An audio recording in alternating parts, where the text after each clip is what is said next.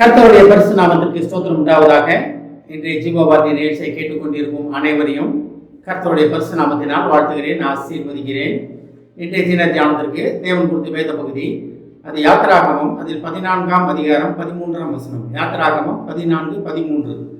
அப்பொழுது மோசே ஜனங்களை நோக்கி, பயப்படாதிருங்கள், நீங்கள் நின்று கொண்டு இன்றைக்கு கர்த்தர் உங்களுக்கு செய்யும் ரட்சிப்பை பாருங்கள். இன்றைக்கு நீங்கள் காண்கிற எகிப்தியரை இனி என்றைக்கும் காண மாட்டீர்கள்.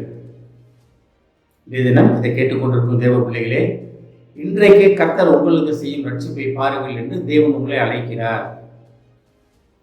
தேவன் இன்றைக்கு உங்களுக்கு தரும் விடுதலையை நீங்கள் உணர்ந்து கொள்வீர்கள், அதை அனுபவிக்கப் போகிறீர்கள் என்று தேவன் உங்களை நோக்கி அழைக்கிறார். இந்த காரியம், இந்த வனாந்தரத்தில் நடந்த காரியம் எல்லாத்துக்குமே தெரியும். முதல் அவங்க எகிப்திலிருந்து வெளியே வந்ததுக்கப்புறம் செங்கடல் அவங்கள வழிமறிக்குது.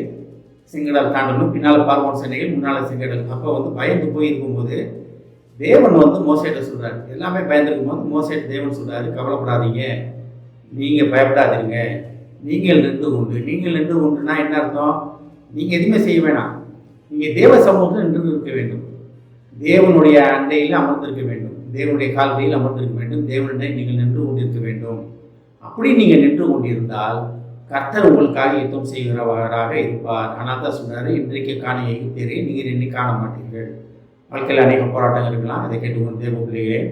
நிறைய காரியங்கள் நடக்காமல் இருக்கலாம், நல்ல காரியம் நடக்கலன்னு போராடிக்கிட்டு இருக்கலாம், நிறைய போராட்டங்கள் இருக்கலாம். வீட்டில் சொந்த பந்தங்கள் ஏமாற்றப்பட்டிருக்கலாம், குடும்பத்தாரால் ஏமாற்றப்பட்டிருக்கலாம், தொழிலில் ஏமாற்றப்பட்டிருக்கலாம், வேலை பார்க்குற இடத்துல ஏமாற்றப்பட்டிருக்கலாம். அது எப்பேற்பட்ட ஏமாற்றமாக இருந்தாலும் பரவாயில்ல, உங்களுக்கு வர வேண்டிய பணங்கள், உங்களுக்கு வர வேண்டிய சொத்துகள் யார் ஏமாற்றிருந்தாலும் பரவாயில்ல, என்ன லெவலில் இருந்தாலும் பரவாயில்ல, கவலையப்படாதீங்க. நீங்கள் தேவ சமூகத்தில் இருக்கிறீர்களா?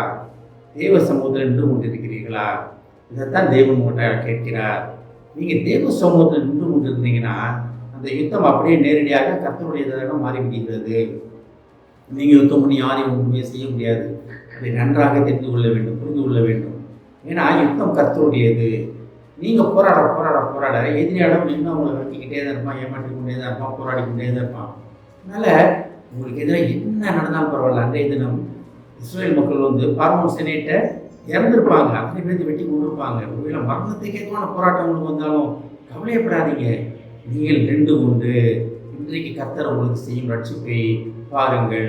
அப்போ நீங்கள் தேவ சமூகத்தில் நின்று கொண்டு இருக்கும்பொழுது, தேவன் அண்டையில் அமர்ந்திருக்கும் பொழுது, தேவ வசனத்தை கை கொண்டு, தேவ வசனமாகிய பைபிளை நீங்கள் நம்பி அவர் வார்த்தைகளை விசுவாசித்து அந்த வார்த்தையின் நிழலிலே அந்த தேவனுடைய செட்டையின் கீழ் நீங்கள் நின்று கொண்டிருக்கும் போது, கண்மலையாக இயேசுவின் மேலே நின்று கொண்டிருக்கும் பொழுது, உங்களுக்கு எதிராக புயல் அடிக்கலாம், பெருமழை பெய்யலாம், பெரும் காற்று அடிக்க, என்ன வந்தாலும் உங்களை அசைக்க முடியாது. நீங்கள் அதில் நிற்க வேண்டும். ஆனால் தான் இன்று காணும் எகிப்தியரை என்றுமே காண மாட்டீர்கள். இப்போ நீங்கள் தேவனுடைய சமூகத்தில் நிற்கும் பொழுது, தேவ சமூகத்தில் நிற்க நம்ம ஆயத்தமாக வேண்டும். நம்ம போராட்டங்கள் ஒரு சில போராட்டங்கள், ஒரு சில காரியங்கள் நம்மளால் மேற்கொள்ள முடியும், ஆனால் ஒரு சிலதை நம்மளால் மேற்கொள்ளவே முடியாது. அப்போ தேவ சமூகத்தில் நிற்கும் பொழுது தான் அதை நம்ம முழுமையாக மேற்கொள்ள முடியும்.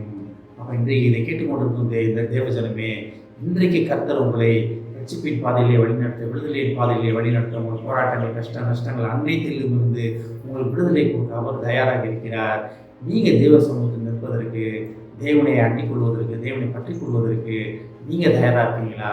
நம்மை ஆராய்ந்து பார்ப்போம், ஜெபிப்போம். எங்களை அபிமான பரலோக பிதாவே, நீங்கள் நின்று கொண்டு கர்த்தர் இன்றைக்கு உங்களுக்கு செய்யும் ரட்சிப்பை பாருங்கள் என்று நீர் எங்களுக்கு அழைப்பதற்கான நன்றி ஆண்டவரே. நாங்கள் ஒவ்வொரு சமூகத்தில் நின்று கொண்டிருக்கோம், ஒவ்வொரு சமூகத்தில் அமர்ந்திருக்க, உண்மை பற்றி கொள்ள நீர் எங்களை அழைப்பதற்கான நன்றி ஆண்டவரே. அப்படி நாங்கள் ஒவ்வொரு சமூகத்தில் நின்று கொண்டிருக்கும் பொழுது தப்பனே, இன்று காணும் எகிப்தியரை, இன்று காணும் எங்கள் எதிரிகளை, எங்கள் போராட்டங்களை, எங்கள் பிரச்சனைகளை, எங்கள் நோய் நொடிகளை, வாழ்க்கையை நாங்கள் இனி பார்க்க மாட்டோம் என்று சொல்லும் மகாக்கிருபைக்கான நன்றி ஆண்டவரே.